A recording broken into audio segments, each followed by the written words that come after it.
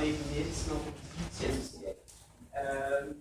Bien que le terme est récent, c'est une question ancienne. C'est pas une question nouvelle depuis le tout début de l'ère chrétienne et même dans le judaïsme au préalable, la question du mal, de la souffrance qu'on vit était déjà un sujet d'interrogation pour les croyants. Et je dirais même, je pense que c'est une question universelle dans probablement toutes les religions, peut-être même dans les systèmes philosophiques.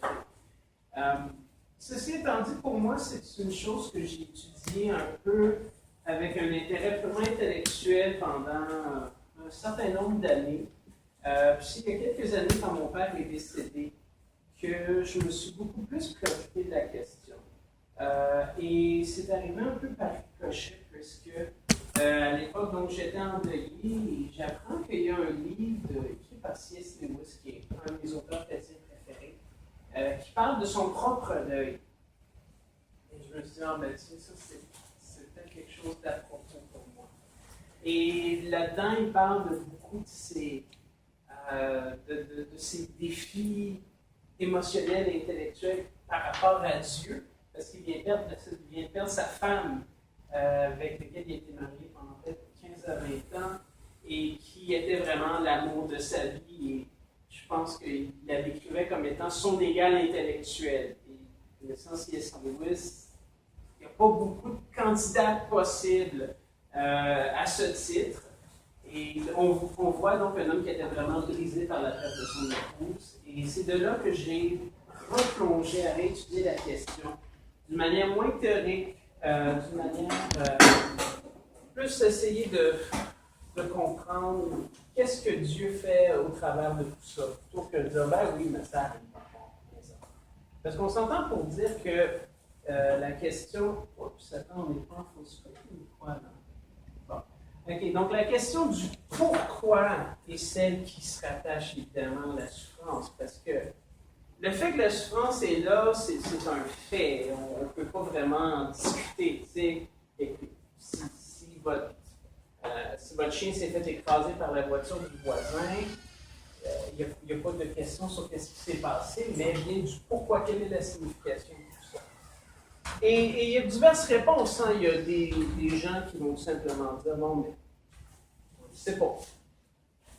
Agnosticisme, en un sens sur la question. Dans certaines religions, comme les hindouistes, on parle de karma. On dit, ben, c'est ton karma, c'est de la faute de toi il y a 500 ans dans ton ancienne vie. Puis tu as ce que tu mérites. Dans d'autres systèmes philosophiques comme le bouddhisme, en réalité, c'est juste comme de poser la question. La souffrance est une illusion. Libère ton esprit, arrête de te poser des mauvaises questions. Dans le christianisme, et ce qu'on va voir aujourd'hui, c'est que, au contraire, c'est une question qui est d'actualité, quand quelque part, je pense qu'elle est voulue par Dieu. Je pense que Dieu, ce qu'on va voir, c'est que Dieu utilise la souffrance comme outil qui amène ses fins à lui. Des fois, des fins qui sont plus claires que d'autres, mais néanmoins, c'est ce qu'on va voir aujourd'hui. Donc, aujourd'hui, on va regarder les définitions générales, parce qu'évidemment, on ne peut pas faire de la théologie ou de la philosophie sans définir ces termes, mais ne vous inquiétez pas, on ne va pas passer 45 minutes là-dessus. Je vais vous épargner. Et on va parler donc des deux grandes catégories de souffrance, celles qui sont d'origine humaine, qui sont rattachées au arbitre, et la souffrance d'origine naturelle, c'est-à-dire dans la réalité qui est d'origine non humaine. On va parler un peu du plan de Dieu tel que la Bible en parle, et on va voir quelques réflexions de C.S. Lewis sur le sujet.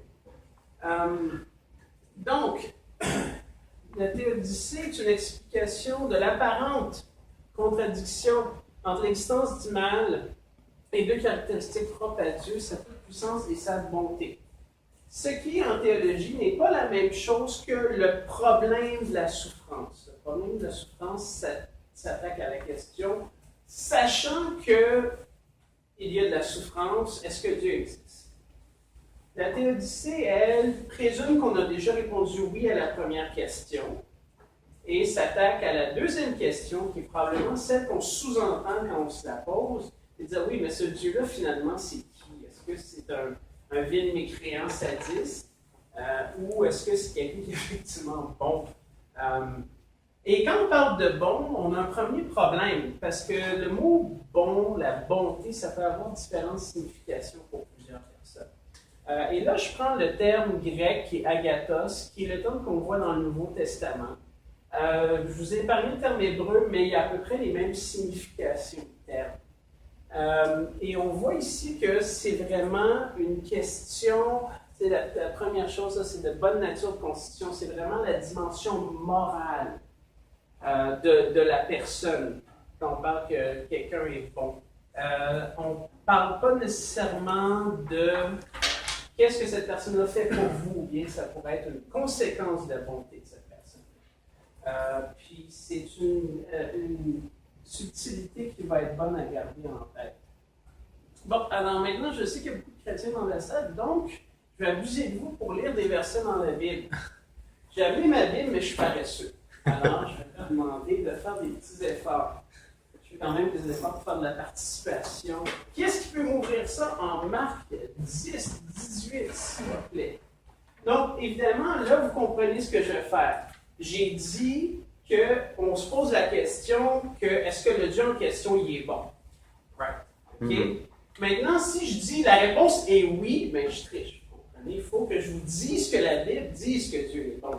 Sinon, je triche. Vous comprenez? Alors là, donc, on va regarder, est-ce que la Bible affirme ces choses-là par rapport à Dieu? Si c'est non, ben, on peut juste comme fermer nos Bibles, partir chez nous, la question est résolue. On n'a rien à défendre, on n'a pas de contradiction apparente à résoudre, parce qu'il n'y a tout simplement pas un attribut à maintenir. Mais si la Bible affirme ces choses, eh bien là, effectivement, on a de quoi parler ce soir. Évidemment, considérant qu'on en a pour 45 minutes de planifier, vous comprendrez que la réponse est oui. Mais on va quand même faire nos devoirs. Qui est-ce qui me dit Marc 10, s'il vous plaît? Allez-y. Jésus lui dit, pourquoi m'appelles-tu? Il n'y a pas de bon que Dieu seul. Bon. Personne n'est bon sauf Dieu. OK, c'est une affirmation que Dieu est bon. OK. Prochaine question, est-ce que Dieu est juste? Alors, on va lire 1 Pierre 2, 23. Qui est-ce qui va venir ça? Pas toujours la même personne. Comment là, Alex? Gardez ça. Là. Lui, quand on l'a insulté, il n'a pas rendu l'insulte. Quand il a souffert, il n'a menacé personne, mais il a mis sa confiance en Dieu qui juge avec justice. OK. Les derniers mots, tu peux me les répéter? Il n'a menacé personne, mais il a mis sa confiance en Dieu qui juge avec justice. Qui juge avec justice. Donc, la Bible affirme que Dieu est un juge et de la manière qu'il juge n'est pas comme un juge corrompu dans certains pays que je pourrais bien connaître, mais comme un juge juste. Est-ce que Dieu est souverain? Premièrement, qu'est-ce qu'on veut dire par souverain? Ça veut dire qu'il est la personne d'autorité suprême. Dans notre système de gouvernement actuel, y a-t-il des gens de Sciences Po ici?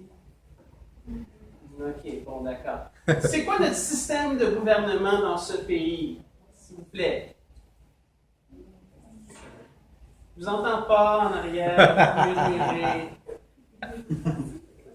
Non, on n'est pas dans une démocratie. Non, jamais. On est très loin de ça. C'est quoi notre système de gouvernement actuel, s'il vous plaît? Monarchie. Impérialiste. C'est pas loin, mais c'est plus ce qu'on est. Depuis 1982, on n'est plus. Oui. On est dans une monarchie constitutionnelle. Voilà. C'est ça. Alors, dans la monarchie constitutionnelle canadienne, la reine, qu'on aime tous énormément, bien sûr, elle est souveraine. C'est la souveraine du Canada. Elle a autorité sur l'ensemble du pays. Son autorité, évidemment, ne dépasse pas un pouce de la frontière. Dans ce cas-là, elle est souveraine juste d'une manière très limitée. Mais la question, c'est est-ce que Dieu est souverain sur la terre, sur l'univers? Alors, qu'est-ce qui va venir? Daniel 4, 35.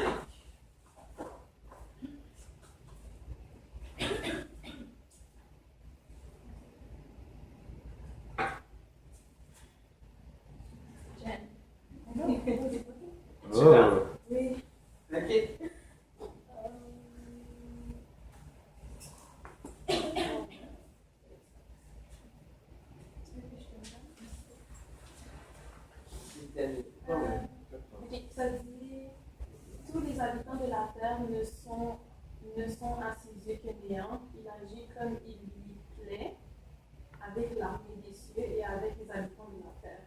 Et il n'y a personne qui résiste à sa main et qui lui dise que fais-tu. OK. Bon. Donc, on a affirmé que Dieu il est souverain aussi. 3 sur 4. Donc, la prochaine question, c'est omnipotence, c'est-à-dire est-ce que Dieu est vraiment capable de faire les choses qu'il veut? Dans notre système de gouvernement actuel, j'ai exprimé que la reine, elle est souveraine. Mais est-ce qu'elle est omnipotente? Non. Non, elle est très, très peu potente. Il fut un temps que, effectivement, la monarchie britannique avait un pouvoir absolu de faire ce qu'il voulait. Mais ce n'est plus le cas. Et donc, la question, c'est est-ce que Dieu peut faire tout ce qu'il veut, quand il veut, comme qu'il veut? OK? Et ça, c'est ce qu'on a dans de très nombreux passages, mais on va juste lire Luc 1,37. Puis là, vu que vous n'êtes pas nécessairement rapide à fouiller dans mon téléphone, je vais vous... Tu l'as? Oh! Excellent! Laura! Let's go, Luc 1,37. Rien n'est impossible à Dieu. Voilà. Donc, la Bible affirme toutes ces choses-là. Donc, sachant qu'il existe un Dieu, du moins la Bible affirme l'existence d'un Dieu qui est comme ça, et que, néanmoins, on observe le fait que la souffrance existe. Comment réconcilier les deux? En premier, on parle de la souffrance d'origine humaine. Un exemple de souffrance d'origine humaine, c'est l'esclavagisme. Comment est-ce que des personnes ont été transformées en propriété, en objet? C'est pas évidemment la seule source de souffrance d'origine humaine. Il y a la guerre aussi, qui en est un exemple flagrant.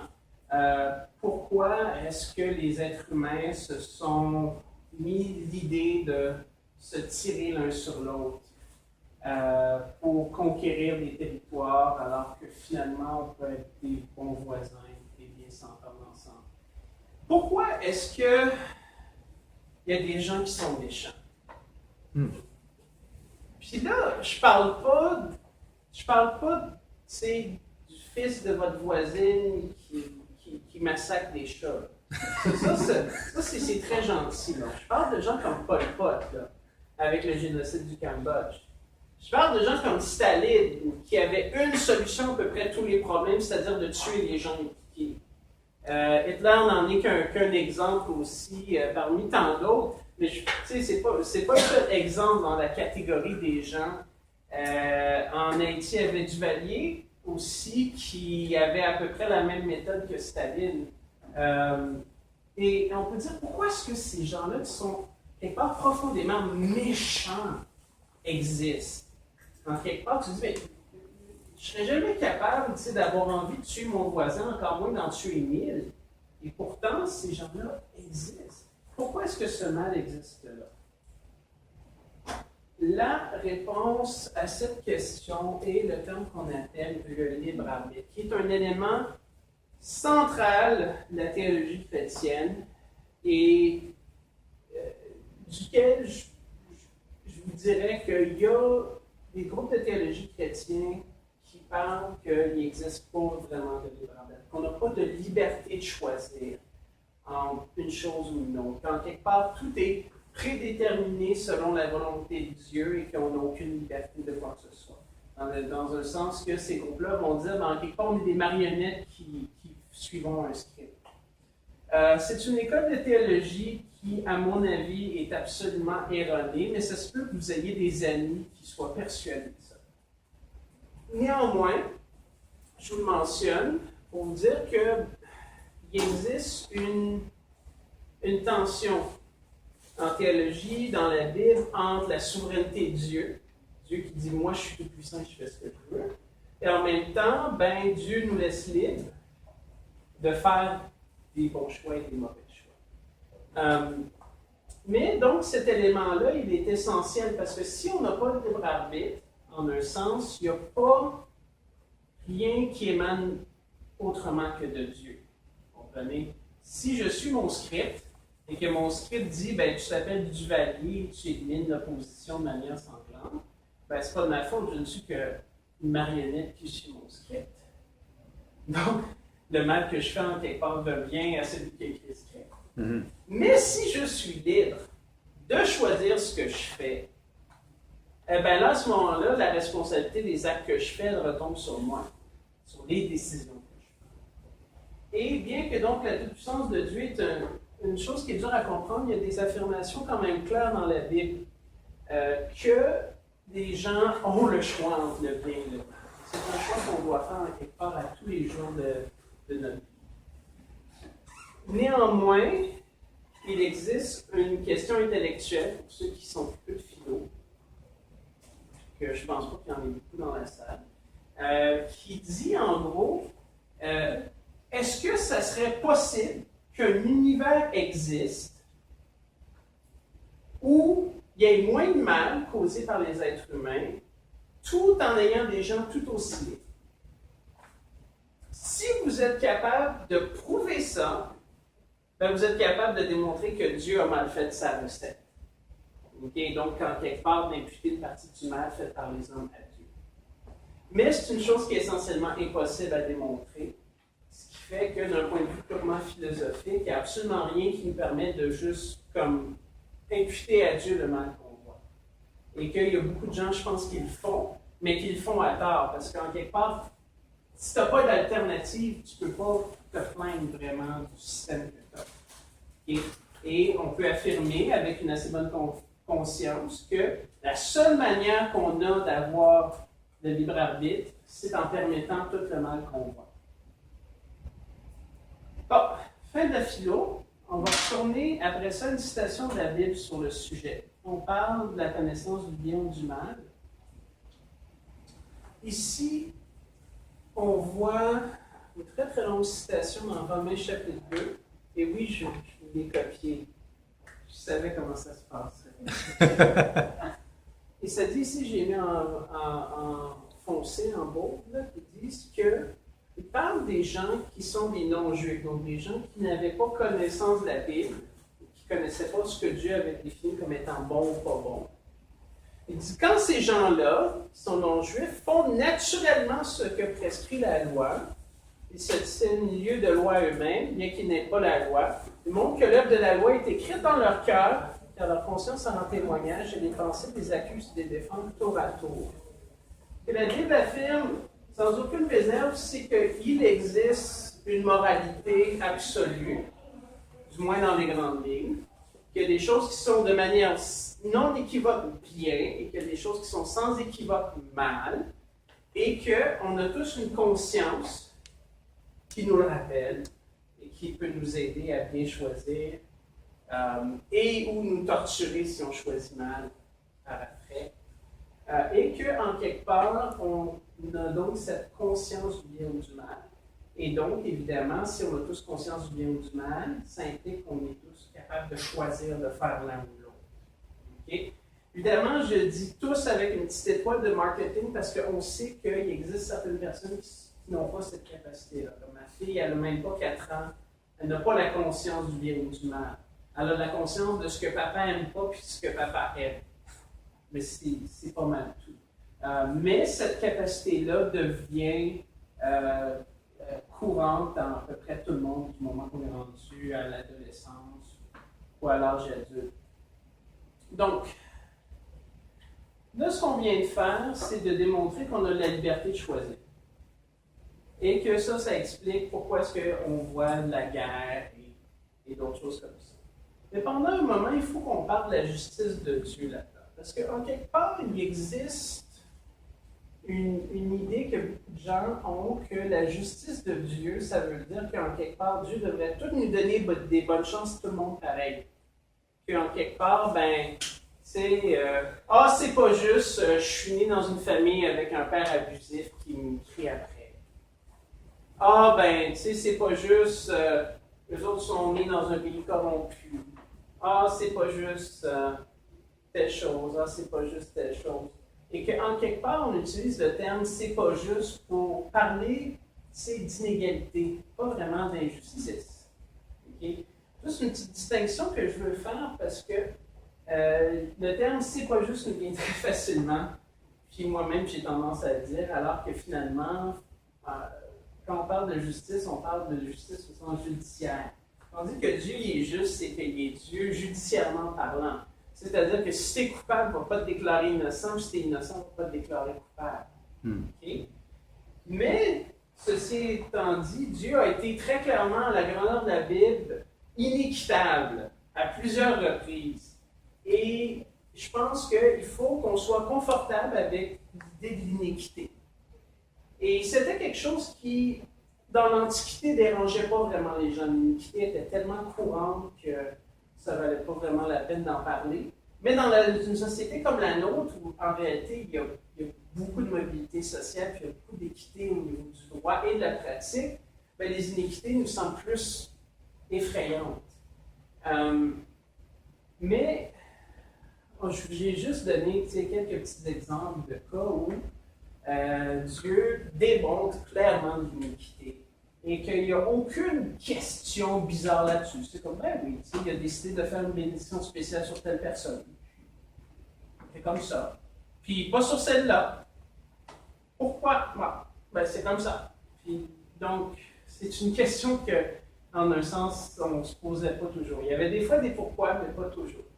Maintenant, je donne trois exemples. La nation d'Israël qui était le peuple choisi.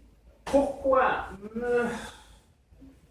Ben, il y avait un gars qui s'appelait Abraham, que lui a écouté l'appel de Dieu, puis qui est comme resté fidèle, puis il a eu 2 fils, mais il y en a un qui n'était pas celui de la promesse, fait que le deuxième s'est fait shifter, fait qu'il restait le premier, puis là, à cause de la promesse faite à l'un une couple de générations plus tard, ça fait en sorte que ça avait fait une nation, puis que là, c'est bizarre là, pour des gens qui vivent dans quelque chose qui ressemble à de la démocratie, où on n'a pas vraiment de droit héréditaire autre que notre citoyenneté. Ça semble très, très bizarre comme concept, mais dans l'Antiquité, il n'y avait absolument rien de spécial, même plus récemment dans l'Antiquité, même dans la monarchie à l'époque médiévale, il n'y avait absolument rien de spécial à donner un droit héréditaire à quelqu'un et à tous ses descendants à perpétuité. Puis, il n'y avait rien de spécial là-dedans, comme par exemple Jeanne d'Arc.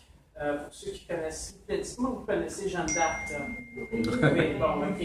Jeanne d'Arc a été, sa famille a reçu du roi, c'était Charles, je pense, une dispensation de payer les impôts à perpétuité. Son père, ses frères, c'était leurs descendants à perpétuité. Nice. Juste parce que la fille, elle se bataillait bien. Okay? C'est pour littéralement aucune autre raison que ça. Puis, à l'époque médiévale, il n'y avait absolument rien de spécial à ça. Ça se faisait. Donc, c'est ça, il faut faire attention, premièrement, de ne pas juger la Bible selon nécessairement nos yeux d'aujourd'hui. Puis, à s'attendre à ce que les choses aient toujours fonctionné comme elles fonctionnent présentement en 2016. Ce qui n'est pas le cas. Mais en plus, c'est ça qu'il faut accepter, que Dieu va faire des dispensations de bénédiction selon un plan qui lui appartient. Puis là, je vais vous faire tourner vos Bibles encore en 1 Corinthiens 12. Puis on va voir justement un cas comme ça qui s'applique dans la Nouvelle Alliance, puis qui n'est pas politique en plus, fait que ça c'est comme encore plus applicable à nous. Est-ce qu'il y a quelqu'un qui est là?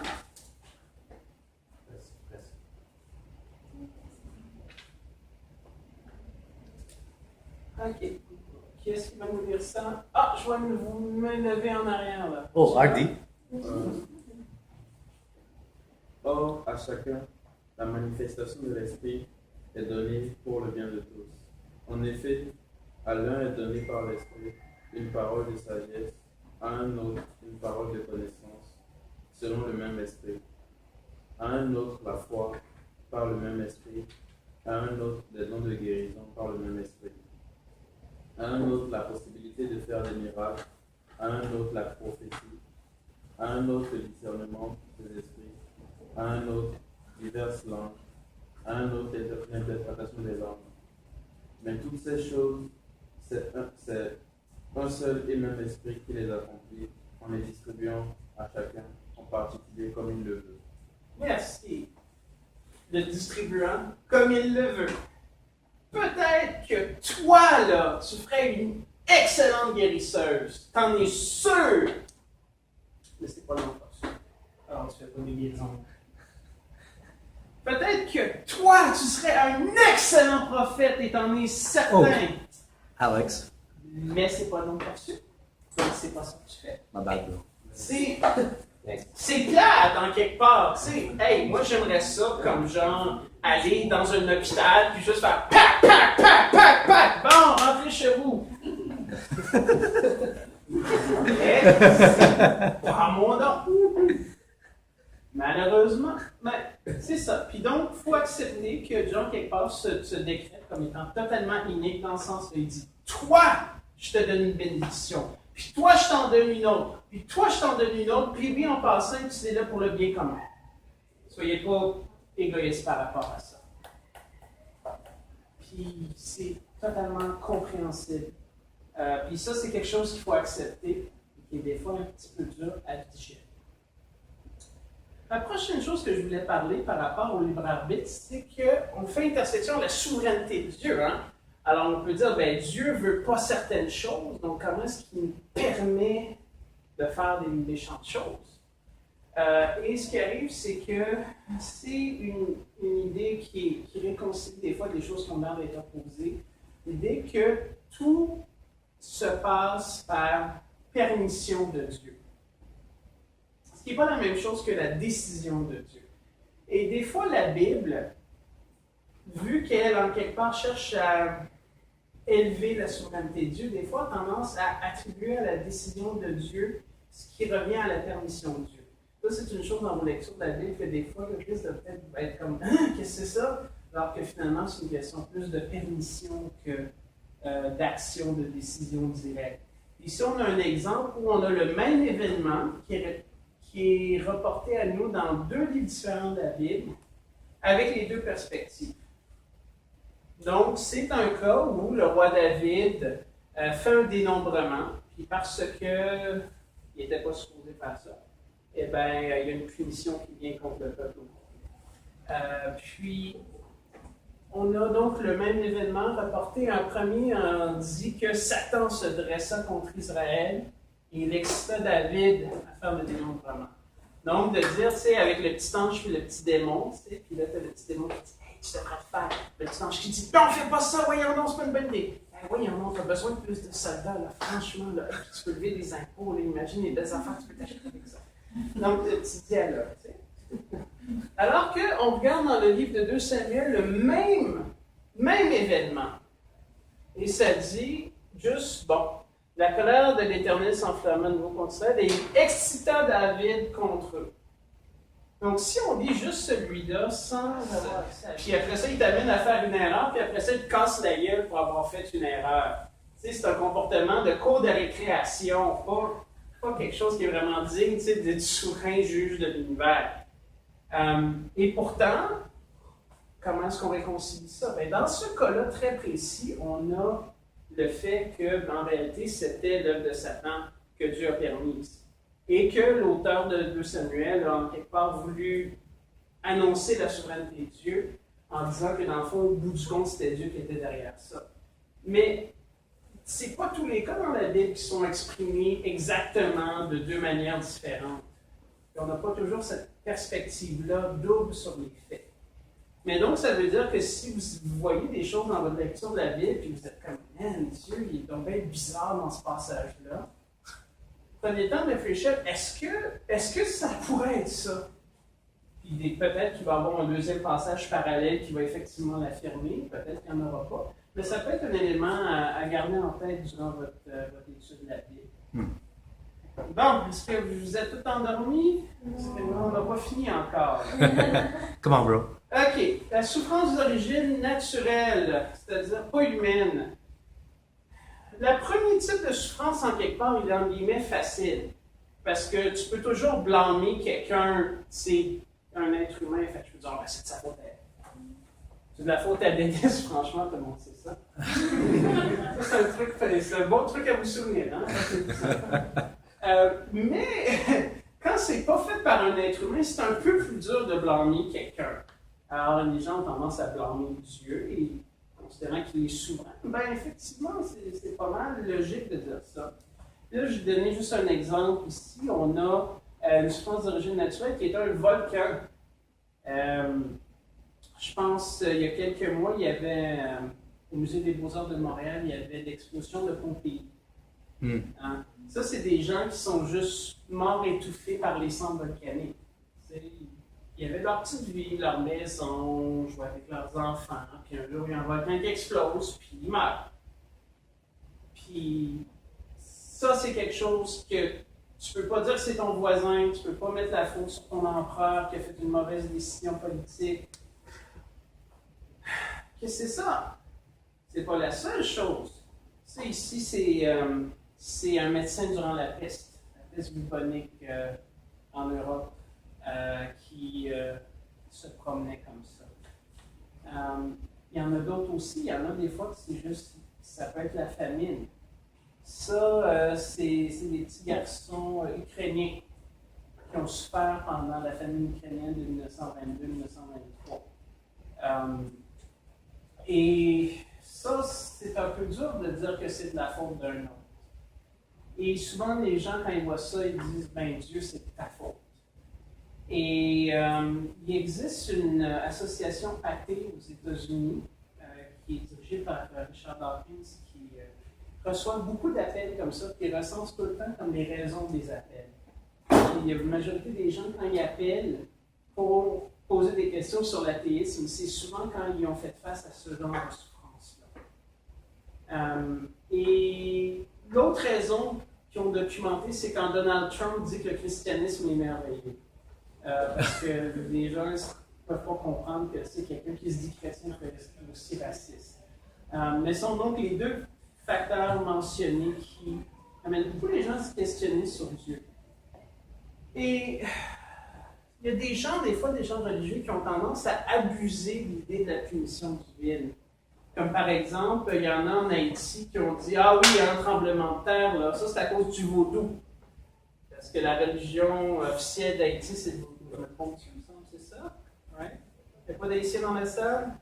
Il y en a. Pas officiel, mais c'est Officieuse? pas la religion officielle, mais C'est bien répandu, en tout cas. Fait que c'est ça, tu sais. Fait que c'est comme ils disent, ben c'est à cause du vaudou, puis Dieu nous a punis à cause du vaudou. C'est comme,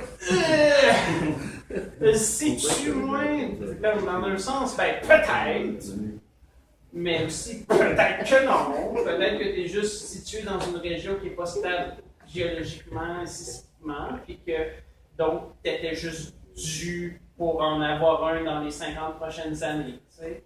Puis que c'est une fonction aléatoire, puis que une fois que tu gagnes la loterie du tremblement de terre, c'est comme ça.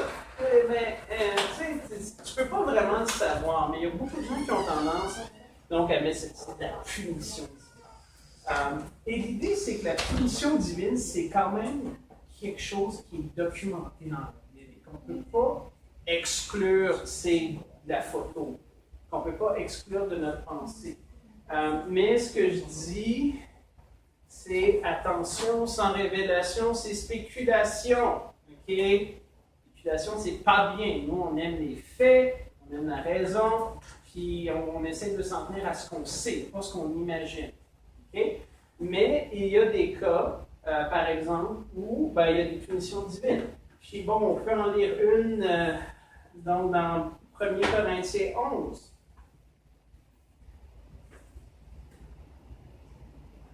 Qu'est-ce qui va nous dire ça, là? 1 Corinthiens 11, 27 à 30. Pas lu. Ouais, vas-y.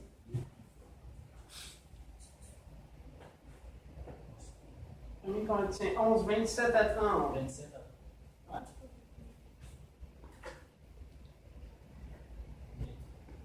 Ça dit, c'est pourquoi celui qui mangera le pain ou boira la coupe du Seigneur indignement sera coupable envers le corps et le sang du Seigneur. Que chacun donc c'est pour soi-même, et qu'ainsi il mange du pain et boit du vin. Car celui qui mange, qui boit sans discerner le corps du Seigneur, manger et boire un jugement contre lui-même. Mangez-moi un jugement contre lui-même. C'est pour cela qu'il y a parmi vous beaucoup d'infirmes et de malades, et qu'un grand nombre sont morts. OK. Imaginez là, le prédicateur qui débarque là, c'est le dimanche, là, où, imaginez que je discute avec vous, là, puis je dis, pourquoi est-ce que ma soeur est morte? Imaginez, là, je dis, ben, franchement, c'est parce qu'elle prenait pas sa communion comme il faut. Voyons donc, tout le monde sait ça. C'est comme, t'as sorti ça d'où? Alors, la Bible nous dit que ça arrive qu'il y a des punitions d'ordre divine. En quelque part, Dieu va dire, toi, là, à cause de ton comportement, la manière que tu as été irrévérent, je choisis de te punir. Mais on ne peut pas généraliser pour dire, ben, clairement, là, si toi, tu as des problèmes dans ta vie, là, c'est parce que ta communion est proche. Non, il ne faut pas généraliser. Et il y avait un problème culturel à l'époque de Jésus de généralisation. Ça, c'est les versets que je montre ici. C'est l'histoire d'un homme qui est né aveugle. Okay? Et puis ses disciples lui posent une question. Maître, qui a péché, cet homme ou ses parents pour qu'il soit né aveugle? Question un peu bizarre à demander. Là, quel péché aurait pu faire en partant? Mais en quelque part, les gens veulent savoir, mais clairement, si quelqu'un est aveugle, c'est parce que c'est une punition divine. Hein? On sait tout ça. Puis, lui, vu qu'il est né de même, ben, c'est de la faute de ses parents à ce moment-là. Et ils ont fait preuve d'une généralisation fausse. C'était pas ça la question. Et Jésus leur répond, ce n'est pas que lui ou ses parents aient péché. Ce n'est pas la raison ici, mais c'est afin que les œuvres de Dieu soient révélées en eux. Et là, ce que je dis, c'est qu'en quelque part, Dieu a un plan dans la souffrance. Dans le cas de ce gars-là, il a passé plusieurs années, il était adulte. Est-ce que la Bible mentionne son âge d'année? Je ne sais pas si tu t'en rappelles, il me semble qu'il était dans la trentaine, mais je ne suis pas sûr. Ouais, je pense qu'il est trentaine, quarantaine même, je pense. OK, ouais. Fait que c'est ça, tu sais, le gars, il a souffert pendant 40 ans, aveugle, puis il était probablement en train de quêter parce qu'il n'était pas capable de travailler. Jusqu'au jour où Jésus arrive, pam! Il donne la capacité de voir à nouveau. Le gars, il est dans la joie, il proclame Dieu, la bonté de Dieu, Jésus. Et évidemment, de notre perspective à nous, c'est comme, man, 30 à 40 ans de souffrance à être aveugle pour que tu puisses louer Dieu et que tout le monde soit comme forcé de louer avec toi tellement le miracle a été grand. De notre point de vue, ça peut sembler être comme vraiment débalancé, mais de la perspective de Dieu, en réalité, c'est l'inverse. C'est que ces 30 à 40 années de souffrance-là, comparées à toutes les bonnes choses qui venaient après, en valaient la peine. Et c'est là que, quand je parle qu'il y a un plan, c'est que le plan ne peut pas toujours être très évident. On a des généralités, on a des points larges là, qu'on connaît, mais rien qui nous permet de l'amener aux détails de notre vie au quotidien. Ce qui est à la fois encourageant et frustrant en même temps. La première affirmation, c'est que la Bible dit que si vous, là, vous aimez Dieu, tout là, ce qui se passe dans votre vie, c'est pour votre bien. Là, tout, là, ça veut dire tout. Il n'y a pas de subtilité linguistique, mauvaise traduction, rien, ça veut dire tout. Ça veut dire que si, comme moi, ça m'est arrivé, tu glisses sur une plaque de glace et tu te casses le bras, c'est pour ton bien en quelque part. Je ne suis pas sûr d'avoir compris c'était quoi la leçon de celui-là, soit dit en passant. Mais Pas marcher sur la plaque. ben, en quelque part, je pense que Dieu me punissait d'être comme orgueilleux parce que je suis comme, moi je suis québécois, j'ai pas besoin de faire attention. Bon, alors, bon. Et j'ai peut-être raison, peut-être que Dieu me punissait pour mon orgueil, ou peut-être que je fais une mauvaise généralisation. Je ne peux pas le savoir. Dans le livre d'Hébreux, on nous dit que Dieu nous traite comme des fils et il nous corrige. Puis à l'époque, la correction, là, c'était pas une petite tape sur la main. Non. C'était avec un bout de bois, là. Tac! Tac! Ça faisait mal. Et pourtant, la Bible dit, Dieu vous traite comme des enfants, comme des fils, comme des filles, et qu'il va vous corriger, il va vous fesser dessus. Dans quel objectif? Encore une fois, la correction, moi je suis parent, la correction que je donne à ma fille, qui n'arrive pas très souvent, c'est parce que A, il y a eu une grande désobéissance, puis B, il faut que l'enfant apprenne. Parce que moi, je sais qu'est-ce qui est bon pour cet enfant-là. Ma fille n'est pas capable de comprendre pourquoi il faut absolument qu'elle se brosse les dents le matin. Ça ne rentre pas dans la tête pour elle, c'est une drôle d'idée. Premièrement, la pâte à dents ne goûte pas bon, puis en plus, c'est comme un drôle de rituel à avoir. Moi, je le sais. C'est quoi qui arrive quand tu as besoin d'aller voir le dentiste puis d'avoir des centaines de dollars de frais dentaires, de faire mettre des plombages ou ainsi de suite. Donc, moi, comme parent, des fois, je suis obligé de donner une correction puis d'utiliser une petite dose de douleur pour lui épargner une très grosse dose de douleur plus tard. OK? Et donc, la Bible affirme que Dieu, quand on lui demande pourquoi est-ce qu'il permet ces souffrances-là, c'est pour mettre une petite dose de douleur pour en éviter des plus grandes plus tard. Il agit comme un bon père de famille, comme on dit dans l'expression typique. OK? Puis ça dit très clairement qu'au bout du compte, ça apporte le fruit porteur de paix, la justice. L'autre chose aussi que je voulais vous faire remarquer, c'est ce passage-là ici, que j'ai pris hors contexte, volontairement. Et accusez-moi pas là, de ne pas savoir lire la Bible. Le contexte, c'est que ça parle de mettre notre foi en pratique. C'est un exemple qui est donné. Regardez l'exemple un instant. Est-ce que quelqu'un peut juste me lire ce qui est écrit dans le dernier paragraphe ici? Pas tout le monde en même temps? Ah, oui, let's go. Juste la dernière partie là. Juste le dernier paragraphe ici. Ok. Si un frère ou une sœur sont nus et manquent de la nourriture de chaque jour, et que l'un de vous leur dise, partez en paix, mettez-vous au chaud et rassasiez-vous, sans pourvoir à leurs besoins physiques, à quoi cela sert-il? D'accord. C'est une illustration qui parlait de mettre de la foi en pratique, mais réfléchissons un peu là. Ton frère ou ta soeur n'a pas de vêtements et n'ont rien à manger. Est-ce que ça va bien? Non. Non, ça va vraiment mal. Ces gens-là ont probablement une forme de souffrance présentement dans leur vie, s'ils sont dans cette situation-là. Généralement, si tu n'as rien à manger et à porter, c'est que tu as genre de perdu ta job, ta maison a passé au feu, ce genre de choses. Et en quelque part, leur souffrance est supposée faire quoi en nous? C'est supposé stimuler quelque chose. C'est quoi? Compassion. La compassion, oui. Quoi d'autre? L'empathie, exact.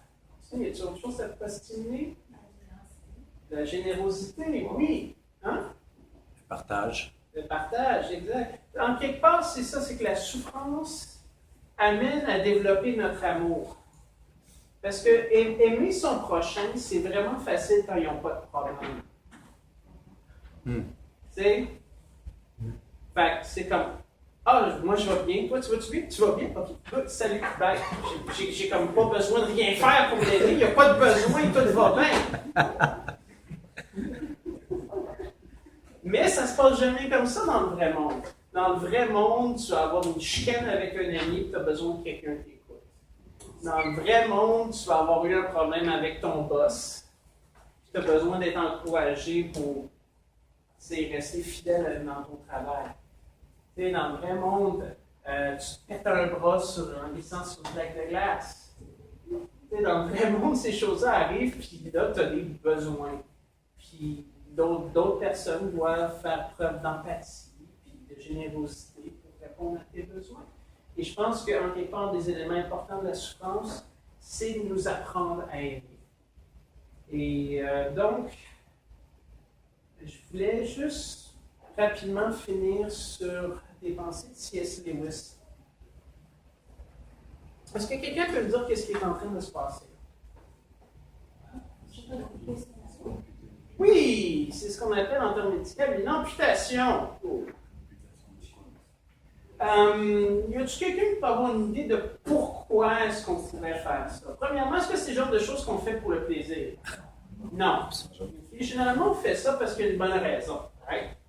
Quel genre de bonne raison on peut avoir pour se faire couper une partie de la jambe? Hein?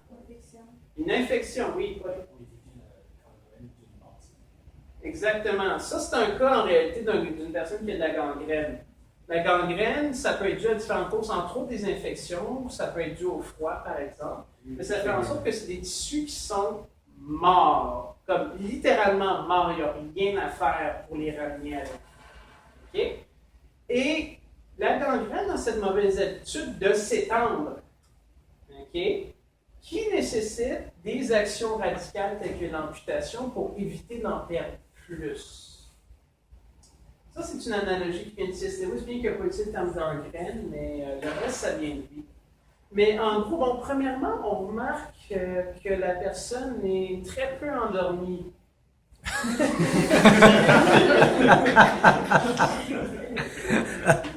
L'anesthésiologie est une découverte relativement récente dans la médecine. Pendant très longtemps, malheureusement, ce n'était pas disponible. Alors, la personne a un problème irrémédiable. Ce problème-là, si on ne s'en occupe pas, va seulement s'empirer. Et s'il s'empire, il va faire de plus en plus de dégâts et peut finir par même tuer la personne. Alors, se couper la jambe, c'est un acte d'amour et de compassion dans ce cas très précis. Ne faites pas ça à votre voisin demain matin, ça ne sera pas un acte d'empathie et de compassion. Mais dans ces circonstances-là, ce lit. Maintenant, je vous pose une question. Supposons que tout ça ici, ça soit gangréné puis que j'y coupe juste un orteil.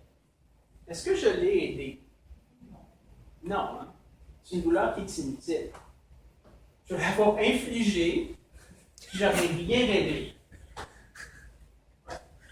Maintenant, supposons que là, je coupe au bon endroit, mais que, tu sais, j'arrête à l'os parce que, c'est difficile à l'os.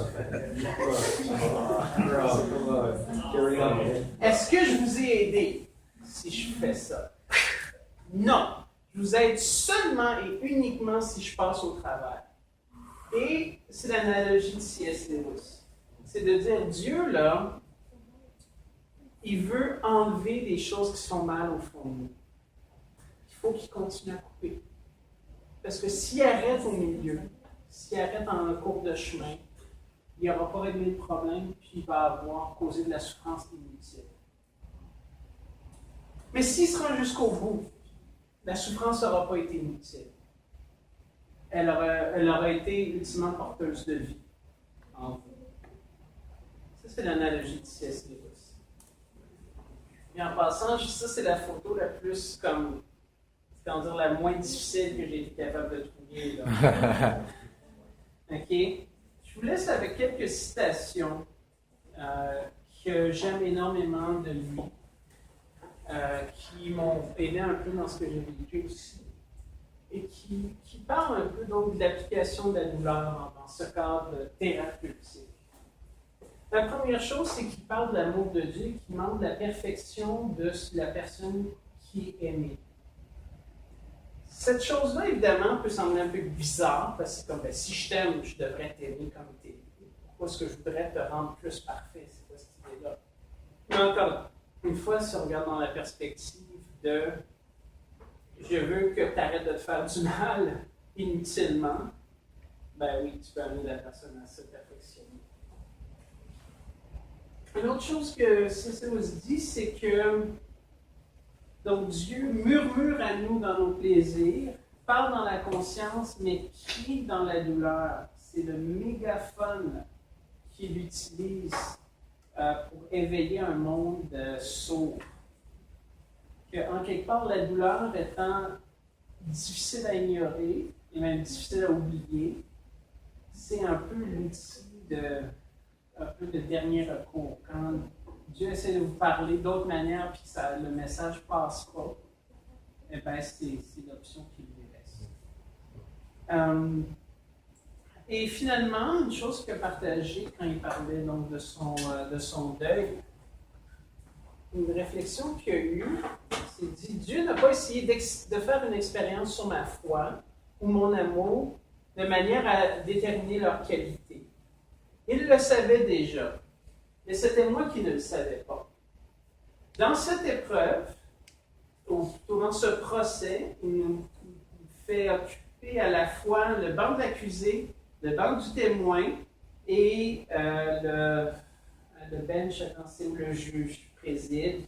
En même temps, il savait que mon temple était un château de cartes et la seule façon qu'il avait de me faire réaliser ce fait, c'était de le faire tomber. Donc, C.S. Lewis dit qu'en quelque part, lui, il a douté Dieu là-dedans.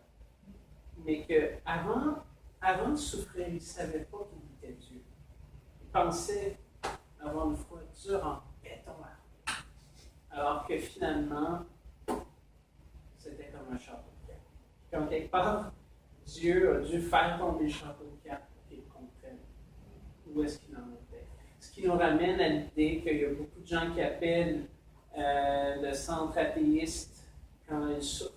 Et c'est pour la première fois qu'ils découvrent que finalement leur foi en Dieu était faible ou inexistante.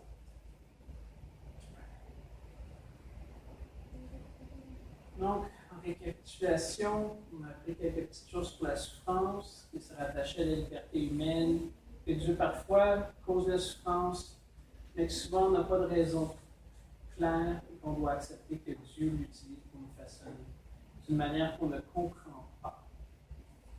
Et sur ce, si vous avez des questions, je